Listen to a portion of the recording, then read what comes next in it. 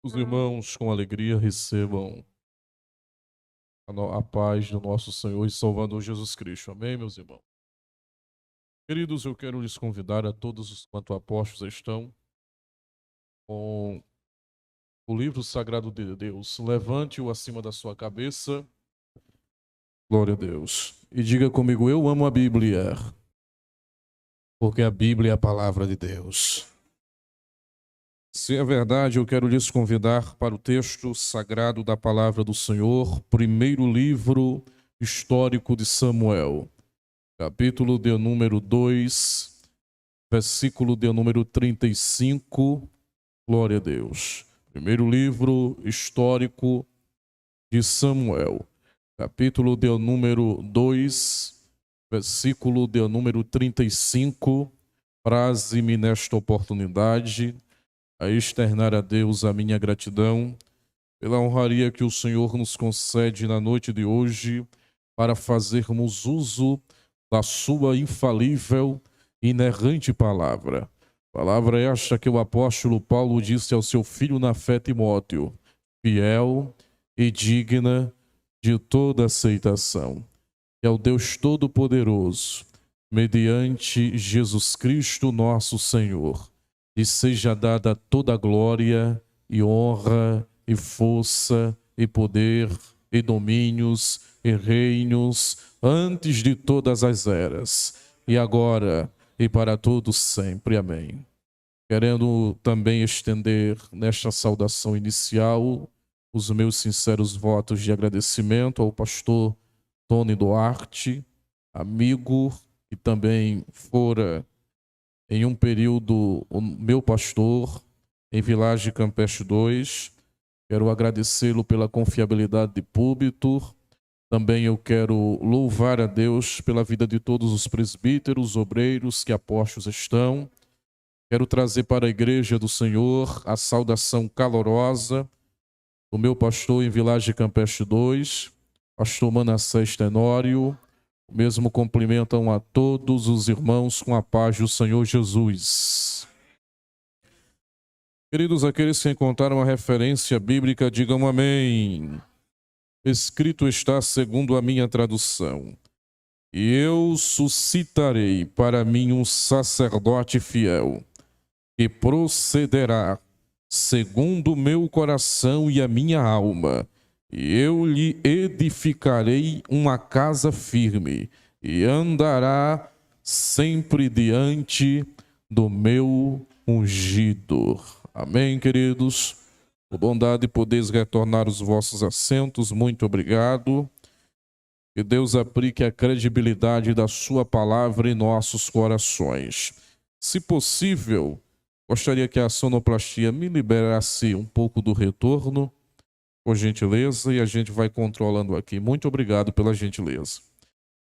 Queridos e amados em Cristo Jesus, o texto que acabamos de fazer menção, ele está composto dentro de um livro histórico esse, 1 Samuel, que está dentro de um grupo das subdivisões do Antigo Testamento, ou denominado chamado de Tanakh.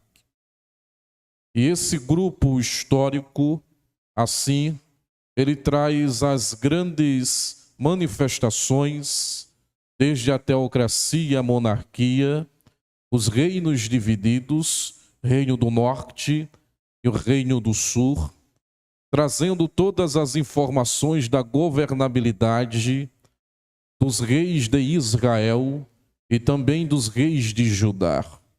Haja vista que esse grupo ele está atrelado a outros grupos que subdivide o Antigo Testamento, a saber, o Pentateuco, os primeiros 5 livros da Bíblia, os livros proféticos, os livros poéticos e, por fim, os livros históricos. Este grupo aqui, ele encabeça, trazendo como uma coroa e trazendo como um ponto inicial aqui de um divisor de águas entre os registros do período teocrático e os registros do período da monarquia. Quando nós olhamos o texto em apreço que ora acabamos de fazer menção, ele faz parte do primeiro período aqui, que é o período da teocracia. Theo, Deus, cracia, governo de Deus. Logo, esse período, segundo o comentarista bíblico, no seu comentário em espanhol, Samuel Pérez Milos, diz que esse período é puxado há cerca de 410 anos. Isto é, incluindo o patriarca Moisés e também Josué, que deram início a esse período que se inicia em Israel. Mas quando nós olhamos para o comentarista Wiesbe, ele diz que após a morte de Josué até Samuel, se passa, por sua vez, um período de 295 anos. Segundo o comentarista Malfio Erren, ele diz que corrobora com a ideia de que esse período pode ser puxado após a morte de Josué, um período de 300 longos anos. O fato é que temos datas aproximadas, registros históricos e na teologia sistemática que atesta para esse período. Mas quando nós olhamos para esse período da teocracia, ou o período da governabilidade dos juízes, estes juízes que eram representantes da justiça de Deus e que ganhara por Deus a vocação de exatamente libertar os filhos de Israel das mãos dos seus inimigos. Mas o comentarista William Barclay, ele vai fazer menção que esse período aqui é um período caótico, é um período sombrio, é um período devasso, é um período problemático e é um período que tem um gráfico acidentado. Se nós olharmos o livro que registra esse período, denominado Livro de Juízes, o que nós vamos perceber é que Deus levantara juízes a fim de conduzir o povo para a porta da tenda da congregação, receber do sacerdote a bênção e do sumo sacerdote receber a bênção da oferta da expiação. Estes juízes eram responsáveis para julgar as causas do povo mediante a justiça de Deus. E quando nós olhamos para esse período registrado no livro dos juízes, o que nós vamos perceber é um verdadeiro gráfico acidentado. É uma verdadeira situação em que Israel, ora, estava no monte da adoração com o Senhor, e ora, estava nos vales adorando Balaíns e também deuses daquela região da comunidade antiga. Se nós olharmos o capítulo de número 2, o texto aqui em Juízes vai registrar que após a morte de Josué, se levantou uma geração, segundo os versículos de número 10, 11 e 12, que não conhecia o Senhor e que não temia o Senhor, e nem tampouco fazia valer a palavra do Senhor, e nem as obras que o Senhor fizera para os seus pais, por intermédio dos seus patriarcas, e a grande mão poderosa do Senhor, que libertou Israel da maior e poderosa nação naqueles dias e para aquelas comunidades, a saber, o Egito, que por sua vez Faraó era conhecido entre as circunvizinhanças, nações vizinhas, como o Deus da terra. E Deus Todo-Poderoso humilhou e fez humilhar toda aquela nação adjunto do seu rei, do seu imperador, do seu faraó. E quando nós olhamos para esse cenário aqui, essa nova geração começa a adorar a Baal, começa a adorar Arastote, começa a adorar outros deuses da antiga da Mesopotâmia, e que também eram adoradores, por sua vez, dos seus magistrados das nações que cercava Canaã. E quando nós olhamos aqui exatamente esse período, Deus levantara dentro desse contexto homens que pudessem trazer o povo para o caminho do Senhor, para as diretrizes do Senhor, para a lei do Senhor. Os juízes eram os homens da lei, eram os homens que deveriam reportar ao povo o Pentateuco, que também chamada no hebraico de Torá, que é instrução, que é um ensino, que é a palavra, que é a lei do Senhor para conduzir o seu povo. E ora, quando nós olhamos para esse cenário, o povo estava envolvido na idolatria, nos sacrifícios, por sua vez, muitas vezes humanos, copiando rituais e cultos pagãos, trazendo para o seu contexto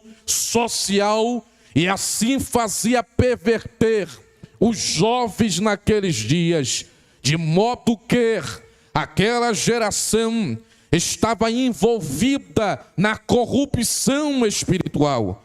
E Deus levantara homens, por sua vez, para conduzir esse povo. Deus levantara Otniel, Deus levantara Eude, Deus levantara Sagar, Deus levantara Débora, Deus levantou Gideão, Deus levantou Tolar, Deus levantou Jair, Deus levantou Jefité, Deus levantou Ibanzã, Deus levantou Elom, Deus levantou Abidom, Deus levantou Sansão.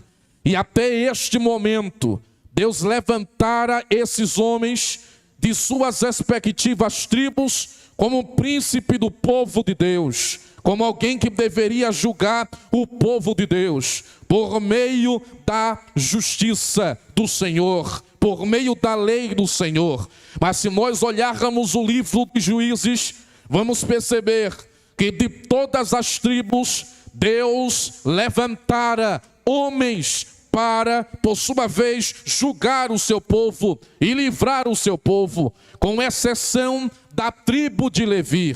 Levi ainda não tinha sido a escolhida para Deus olhar para Levi e também pegar de Levi um homem, e este fosse não só sacerdote da casa do Senhor, mas também fosse o juiz. E após a morte de Sansão, Deus levantara um homem por nome de Elim. Elim agora era sumo sacerdote da linhagem de Arão, pois estava sobre a lei.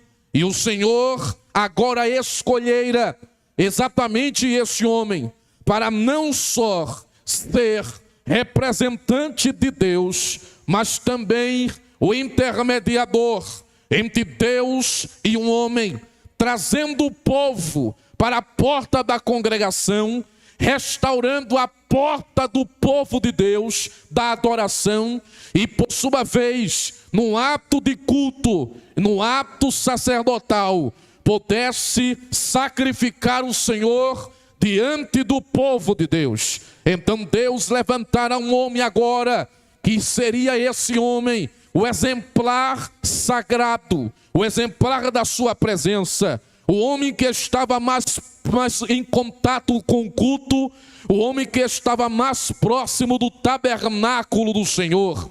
Este homem seria o homem que haveria de se aproximar da arca da aliança do Senhor.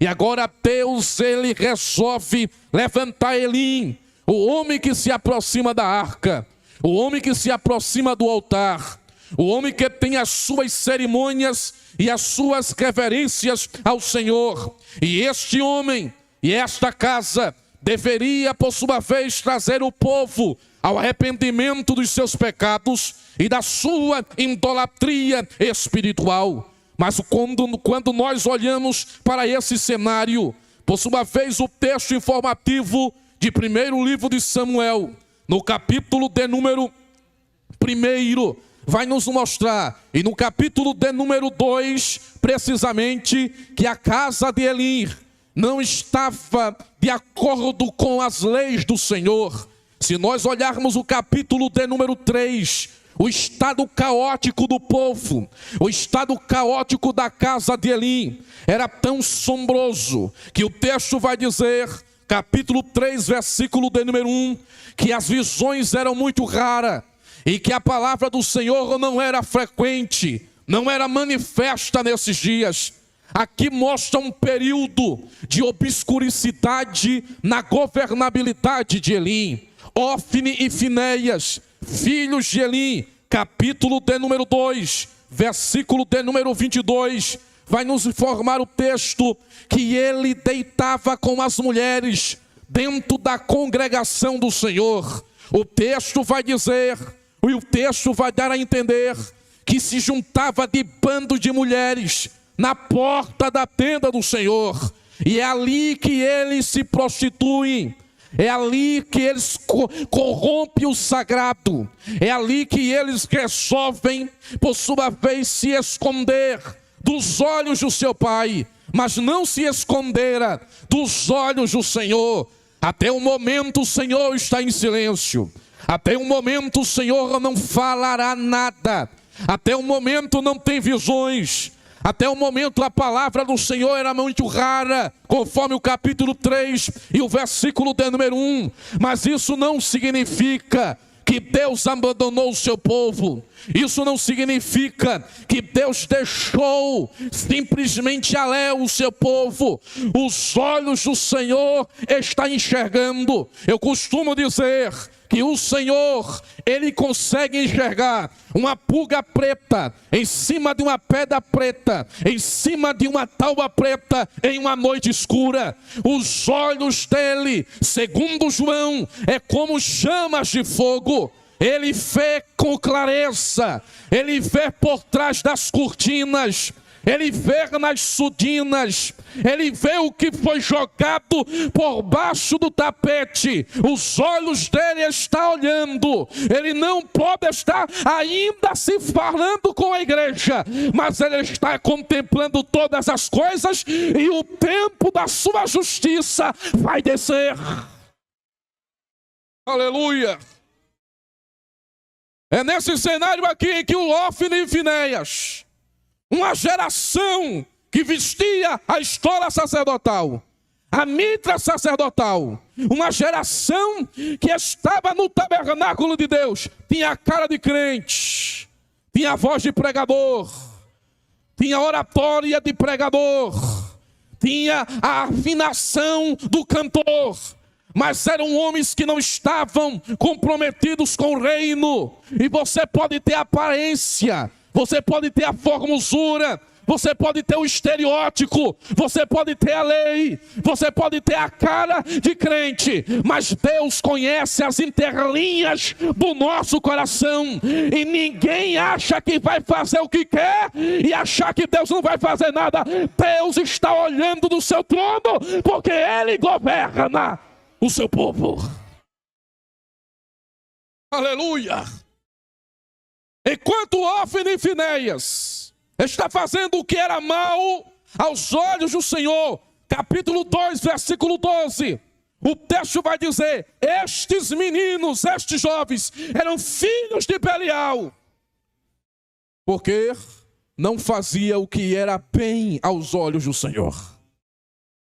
Mas enquanto a geração da casa de Eli estava quebrada, o capítulo de número 1 vai nos mostrar que subia todos os anos uma família que ia na contramão do mundo, uma família quadrada, uma família que andava na contramão da lógica humana, uma família teimosa, uma família persistente, uma família insistente. A casa de Eli não pode ter compromisso com Deus, mas uma família da casa de Efraim, todos os anos a Bíblia diz que eles subiam, independentemente de quem iria e quem não iria adorar, mas subia para adorar e sacrificar o Senhor dos exércitos. A família de Elcana, da tribo de Efraim, era uma família de adorador, que subia todos os anos, no dia da expiação, para adorar ao Senhor. Subia até Siló. A palavra etimológica Siló não tem basicamente uma definição concreta, mas segundo alguns rabinos, eles traduzem Siló como um homem que vem de cima. Ou seja, Siló é o lugar do ponto de encontro entre o homem comum e o homem de Deus. Todos os anos subia a Siló para adorar o Senhor, enquanto a maioria estava caminhando para a idolatria. Deus sempre tem uma minoria que não abre mão dos valores e nem dos princípios. Uma minoria que aos olhos da maioria, essa minoria é atrasada. Esta minoria não está no rótulo do contexto social, mas é uma minoria que não está preocupado com o que pensa a maioria. É uma minoria de adorador. E eu quero ver a mão daquelas famílias que veio aqui no culto de domingo para adorar o Senhor, porque Deus tem reservado coisas tremendas e extraordinárias.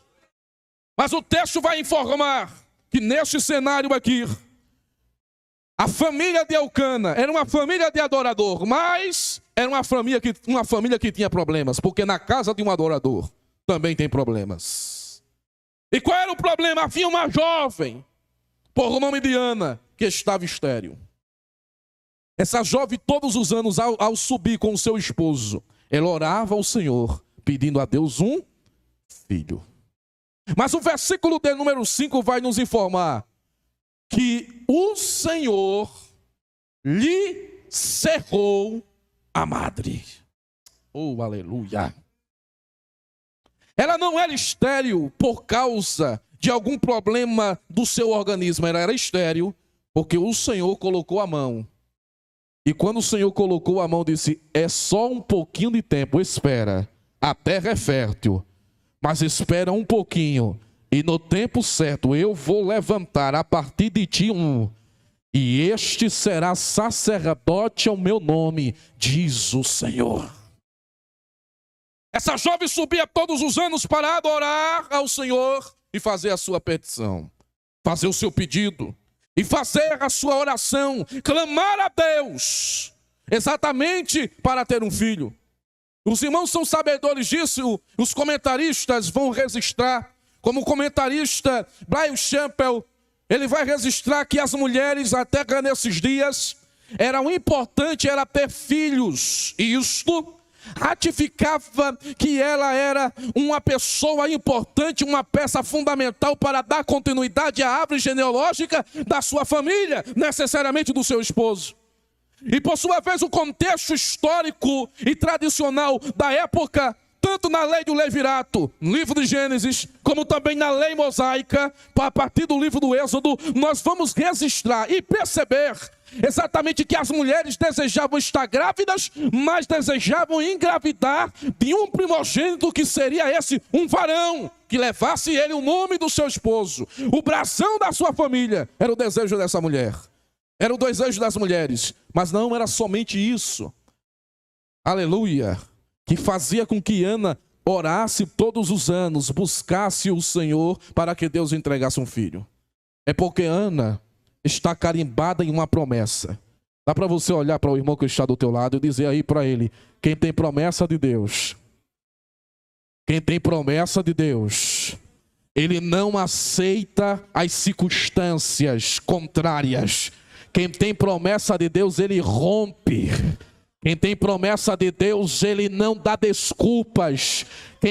Quem quer a presença de Deus e a promessa cumprida na sua vida, ele vai buscar, ele vai orar, ele vai insistir, ele vai persistir, ele vai fazer volta ao Senhor, porque ele está carimbado na promessa. E quem é marcado por Deus, ele é diferente. Aleluia. Essa menina estava marcada por Deus, tem uma promessa. E esta promessa está no livro do Gênesis, capítulo de número 49. Foi quando exatamente Jacó estava prestes para morrer. E agora José, ou Yosef no hebraico, vai apresentar os seus 2 filhos ao pai, Jacó, para o pai abençoar, conforme a tradição e por lei. E o texto vai dizer que Jacó já era quase que velho, ou melhor, quase que cego, já não enxergava muito bem. Então José, sabendo disso, ele pega os seus 2 filhos, Manassés e Efraim. Ele pega Manassés, coloca a sua mão esquerda. Manassés era o primogênito. Pega o Efraim e coloca a sua direita. Porque quando ele ficar de frente com seu pai, a mão direita de Jacó vai ficar de frente com Manassés, o primogênito. E conforme a tradição, ele esperava que a bênção do patriarca da família descesse a mão direita na cabeça do primogênito. Então José disse: eu vou organizar o culto de hoje, eu vou preparar a ordem de culto, eu vou deixar tudo como está no figurino, e é só o meu pai levantar a mão e descer a mão na cabeça do homem certo para José. Aí quando ele chega com seus 2 filhos, Jacó, homem cheio do Espírito Santo, Jacó, um homem da visão de Deus, Jacó, aquele que foi chamado de Israel de Deus, o escolhido de Deus, agora estava na cama, senta. E quando José chega com seus 2 filhos, ele disse: pai, o Senhor pode abençoar. Aí o texto bíblico vai dizer: e Jacó levantou seus 2 braços.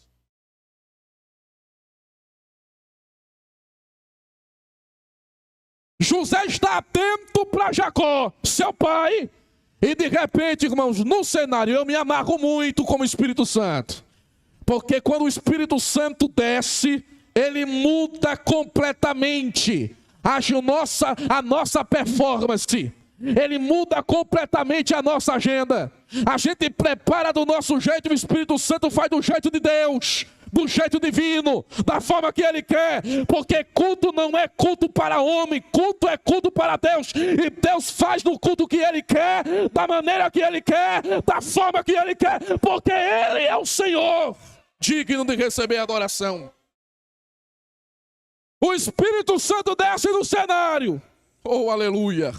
E quando ele desce no cenário, o texto bíblico vai dizer que quando Jacó está com os seus braços erguidos, o Senhor fala a Jacó.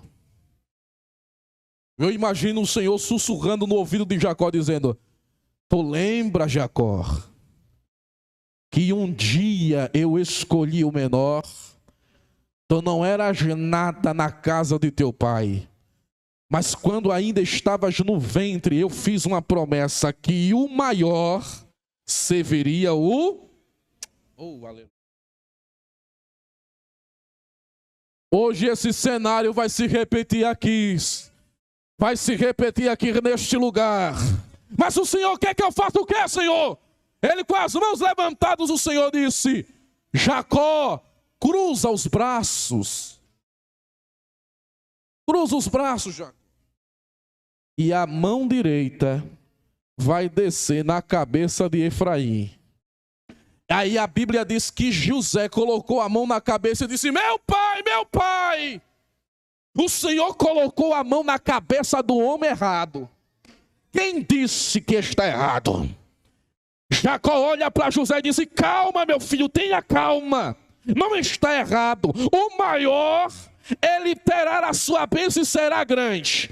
Agora o menor, será uma grande nação, será como árvores frutíferas, ou seja, uma linguagem bíblica para descrever: as mulheres de Efraim não serão estéreis, as mulheres de Efraim não serão mulheres doentes, elas serão árvores frondosas e frutíferas, e aonde chegar, vai crescer, vai multiplicar, vai gerar, vai crescer, vai multiplicar, vai gerar, porque essa é a promessa que eu deixo para o menor. Levante a sua mão que eu tenho uma boa mensagem para a tua vida. Deus, Ele não veio aqui, aleluia, nesta casa para procurar planetas e nem constelações. Deus não está aqui procurando estrelas gospel. Deus está procurando aqui uma geração de menores, uma geração de Efraim, uma geração que o mundo olha e diz: não tem, não vai chegar, não vai conseguir. Mas Deus está contemplando nesta noite os anônimos e dizendo: eu vou fazer gerar algo tão grande na tua vida que muitos vão ver o tamanho da nação. Ei, o Senhor está dizendo aqui nesta noite que o teu chamado é chamado de nação, é coisa grande, é grandeza, aos olhos naturais é pequeno, e tem que ser pequeno mesmo, porque quanto menor formos diante de Deus, maior Ele é diante de nós. Aleluia! Aí o texto vai dizer: eita, coisa linda, Jesus. Que a menina, ela insistia. E se ela insistia, era porque ela sabia que a casa de Efraim tinha uma promessa. Senhor, eu sou efraimita. Senhor, eu fui marcada pela promessa, eu não aceito a situação que eu estou. Mas foi um plano do Senhor, Ele que cerrou a madre. Mas quando ela dizia: eu quero um filho, o Senhor disse: eu estou precisando de um sacerdote. Eu quero um filho, mas eu estou precisando de um sacerdote. Mas quando ela disse: Senhor, me dê um filho, e se o Senhor me der, eu vou devolver. Aí o Senhor disse: está fechado.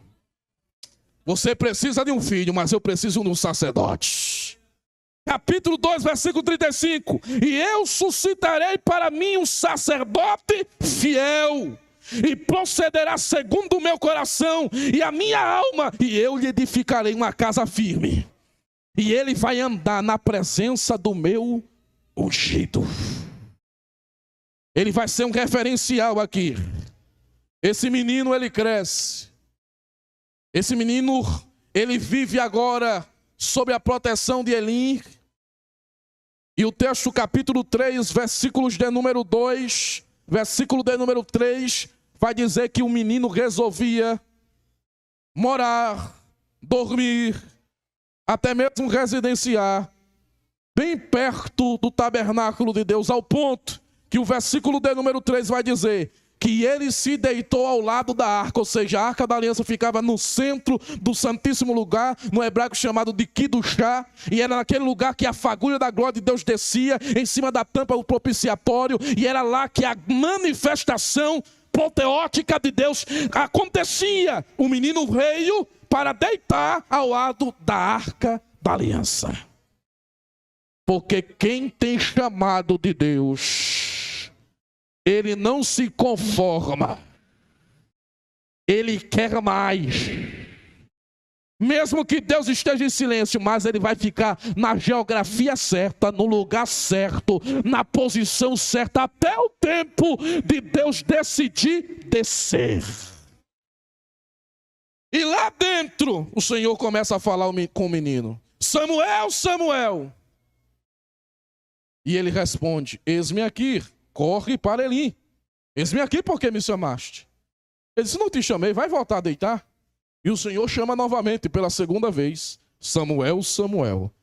E ele vai até Elim e diz: Senhor, por que me chamaste? Ele disse: não, mas eu não te chamei, vai voltar a deitar. A terceira vez o Senhor chama: Samuel, Samuel. E aí ele corre até Elim, e ele chega para ele e diz: Senhor, por que me chamaste? Eis-me aqui. E ele disse: eu não te chamei, mas está estranho. Já é a terceira viagem. Se você ouvir essa voz, você vai dizer o seguinte: fala, Senhor, porque o teu servo ouve.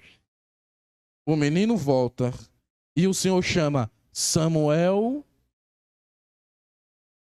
E aí o menino responde: eis-me aqui, fala, porque o teu servo ouve.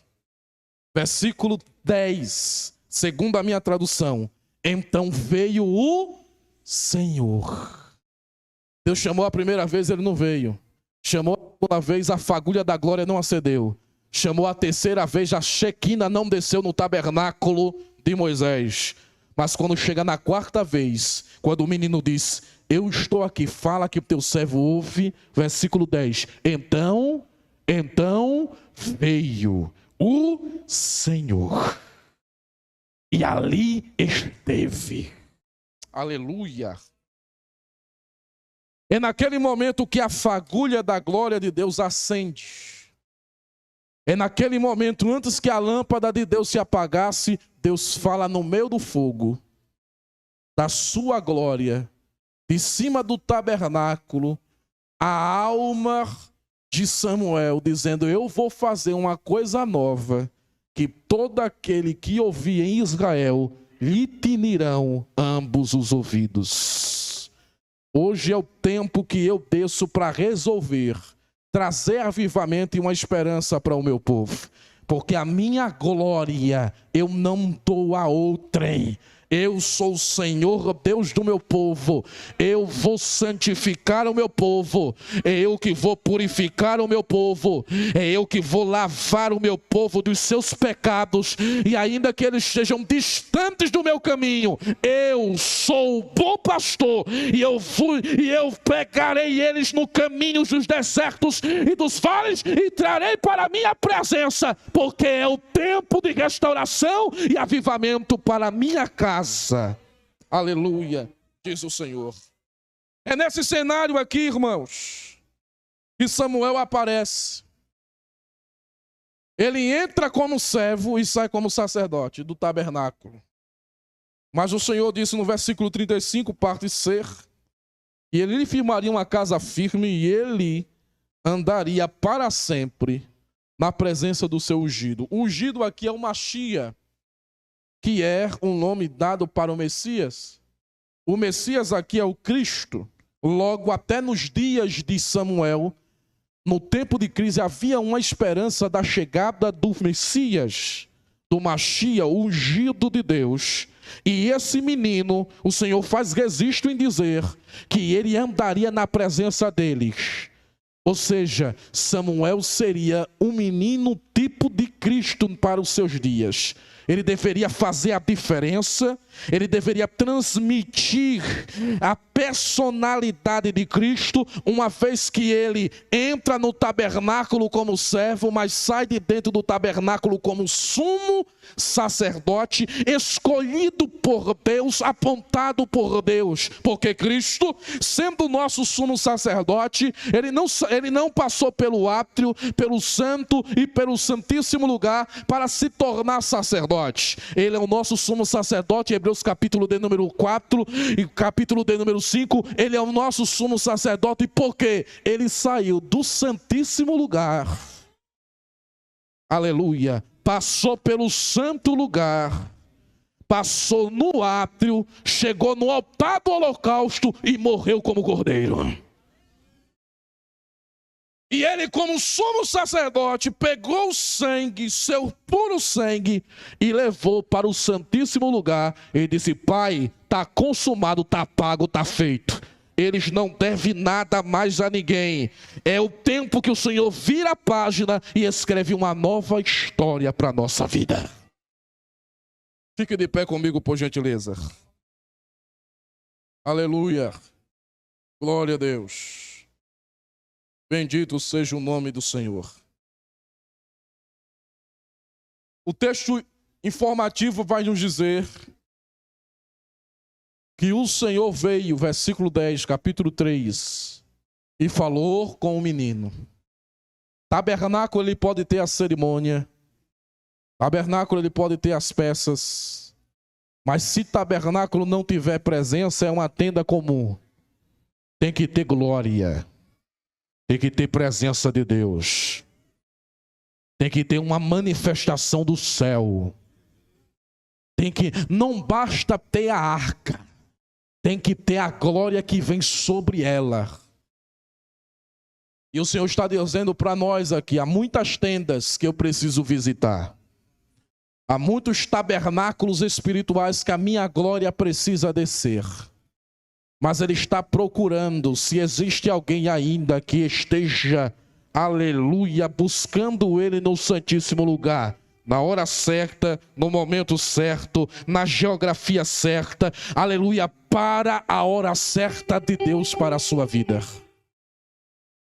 Nesse momento, se porventura existem pessoas não evangélicas que estão aqui no nosso meio, e hoje você quer receber Jesus como Salvador. Jesus, Ele diz que eu estou à porta e bato. Se alguém ouvir e abrir a porta, eu entrarei na sua casa, no seu tabernáculo, na sua tenda. Cearei com ele e ele comigo. Tem alguém porventura não evangélico e hoje você quer aceitar ao Cristo como Senhor e Salvador da sua vida? Vem aqui à frente e nós vamos orar por você. Glória a Deus. Temos a primeira pessoa para Jesus. Diga comigo: Senhor, Senhor, me levante dentro da tua presença, na geografia certa, no momento certo, para a hora certa.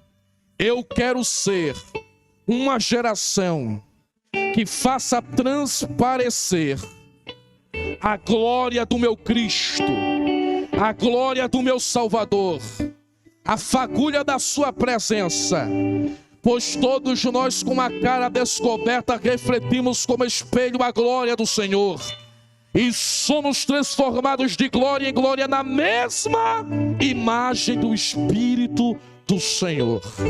Feche os seus olhos.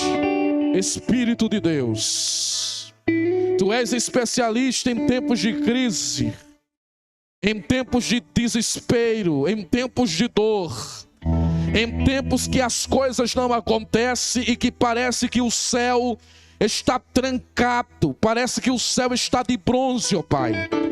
Tu és especialista em descer, ó Senhor, em momentos críticos da nossa história.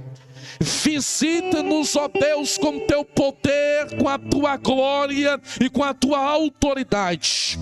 Que o fogo da tua presença venha incendiar a nossa alma e o interior do nosso tabernáculo, Senhor. O nosso tabernáculo não é cemitério para carregar sepulturas caídas, ó Deus, e sepulturas que estejam cobertas pelos pecados e pelas iniquidades, mas Tu, Senhor, és o Deus da vida. Que esse tabernáculo seja o lugar em que a tua presença se manifeste. Que o Senhor possa avivar a nossa alma e o nosso ser. Enche-nos do teu poder e da tua glória uma vez mais. Que essa geração de Samuel, Senhor, seja uma geração que esteja envolvida na tua presença, cuja presença venha nos trazer experiências novas contigo. Deus, nos coloca a palavra da verdade em nossa boca, para que nós possamos falar com segurança neste mundo pecaminoso, porque nós somos a nação santa de Deus, a geração de Deus, a geração santa do Senhor, eleita por Deus para fazer a diferença. Então, Deus poderoso, nos encha com essa graça para a glória do seu nome. E a igreja, em um lindo sonoro, diz: Deus abençoe.